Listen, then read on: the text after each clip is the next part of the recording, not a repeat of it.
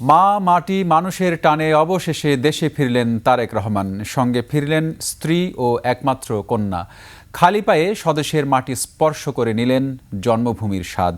১৭ বছরের নির্বাসিত জীবন শেষে উচ্ছ্বসিত নেতাকর্মী ও গণমানুষের উষ্ণ অভ্যর্থনায় এই ঐতিহাসিক প্রত্যাবর্তন। বেলা ১১টা ৪৪ ঢাকায় নামে তারেক রহমানকে বহনকারী বিমান। ইমন চৌধুরীকে সঙ্গে নিয়ে আকবর হোসেন সুমনের রিপোর্ট।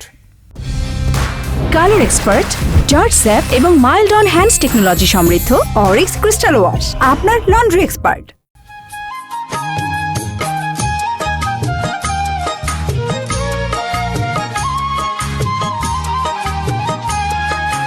সকল জল্পনা কল্পনা, ভয়, শঙ্কা আর অনিশ্চয়তা পেছনে ফেলেই দেশে ফিরলেন বিএনপির ভারপ্রাপ্ত চেয়ারম্যান তারেক রহমান।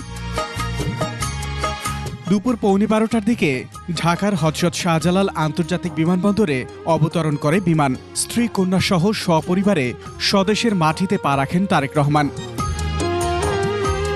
খালি পায়ে স্বদেশের মাটি ছুঁয়ে ১৭ বছরের নির্বাসিত সময়টাকে অনুভব করেন একান্তভাবে। বিএনপি ও অঙ্গ সংগঠনের শীর্ষ নেতারাও বরণ করেন দলটির আগামীর কাণ্ডারিকে। জাতীয় নির্বাচনের আগে যার নেতৃত্বে শুরু হবে নতুন পথ চলা। কুশল বিনিময় শেষে ভিআইপি লাউঞ্জে দেখা হয় স্বজনদের সঙ্গে। এরপর যাত্রা করেন ৩০০ ফুটের গণসংবর্ধনায়। সবার আগে বাংলাদেশ লেখা লাল সবুজ বাসে চেপে বিমানবন্দর থেকে সংবর্ধনা মঞ্চে পৌঁছতে গ্রহণ করেন লাখো মানুষের উষ্ণ সংবর্ধনা। আকবর হোসেন সুমন, ২১ টেলিভিশন, ঢাকা।